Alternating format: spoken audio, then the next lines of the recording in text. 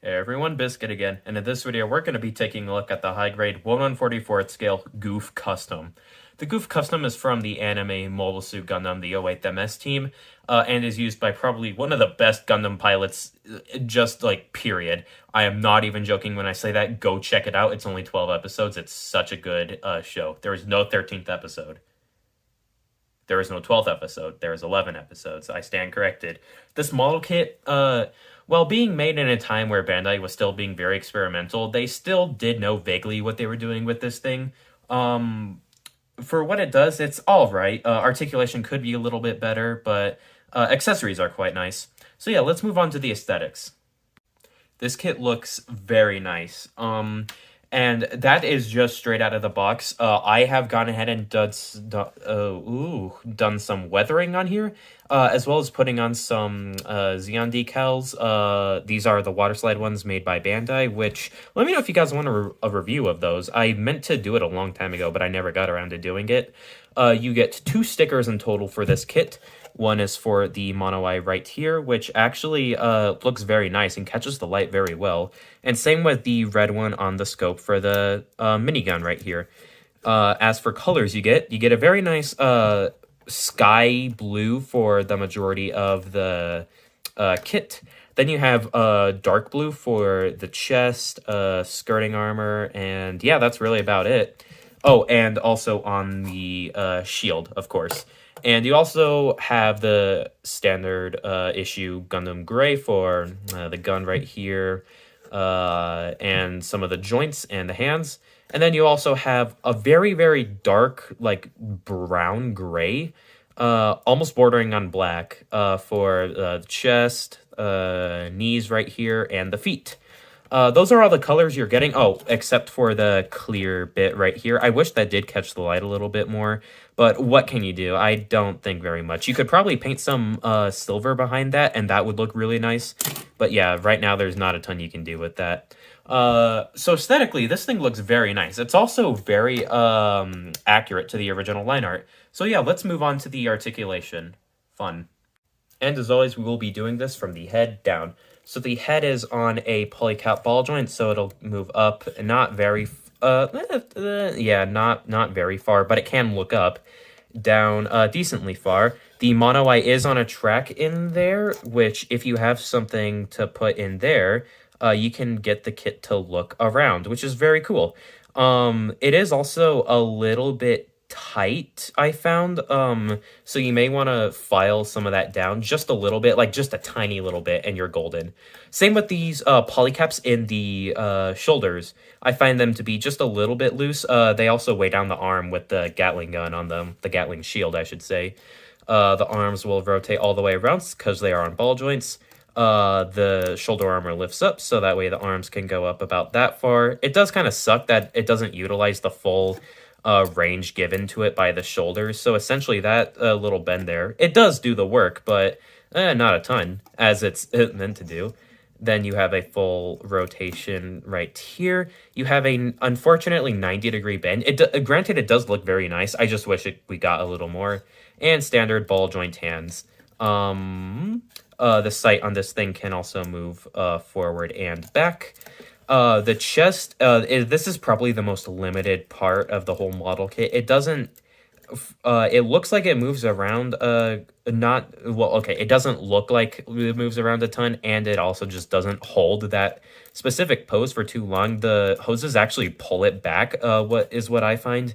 And because of the hoses, any articulation that the skirting armor has is immediately rendered useless, and the front skirts, okay, they do move up a little bit, but not a ton. Also, they are together, and I do not think there is a way to separate them.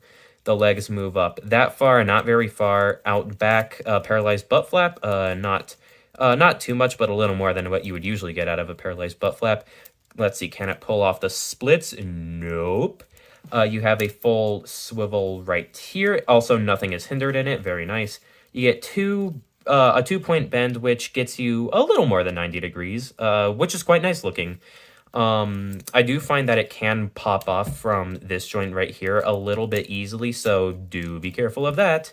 And the feet are on this typical I don't know what to call it, just a Xeon mobile suit, I guess, joint where there's a little joint that moves up and down in here, and a ball joint, and another flip-flop joint that gets you the full range of movement up like so, and back all the way. And it barely pivots, but it does it just enough for it to be acceptable. Yeah, it goes out quite nicely. Articulation on this thing is very limiting, and this is probably the most disappointing part of the entire kit. I can't fault it, though. This was made all the way back in 2010, I believe. Yeah, this is way before double hinge joints became the norm for everything, and just the standard for all high grades in general. But other than that, that's really the most negative point about this kit. Let's move on to the accessories. So let's start talking about the manipulators. You have the closed fists that have been on the kit throughout the majority of this review.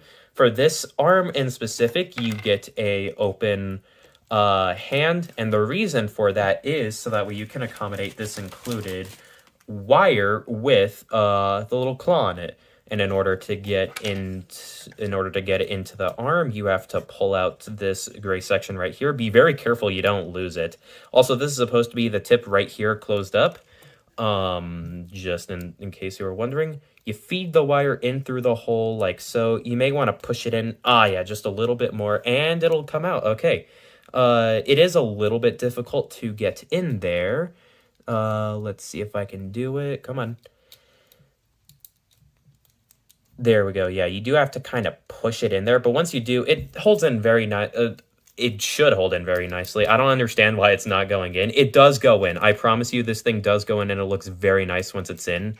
For whatever reason, this just is deciding not to.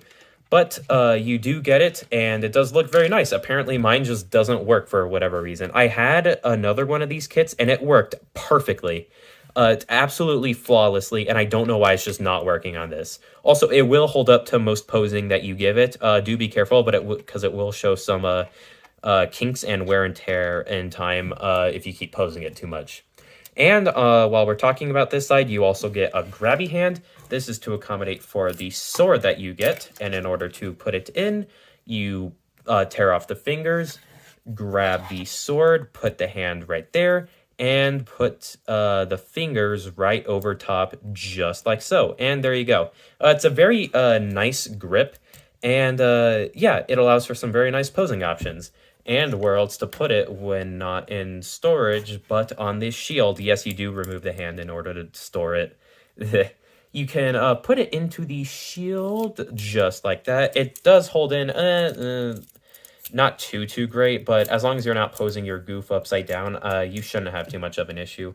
Also, while we're at the shield, you can disattach all of the stuff onto it in case you want more of a... Whoops, sorry there, bud. In case you want more of a, just shield look. And you can attach it just how it is as the shield to the arm.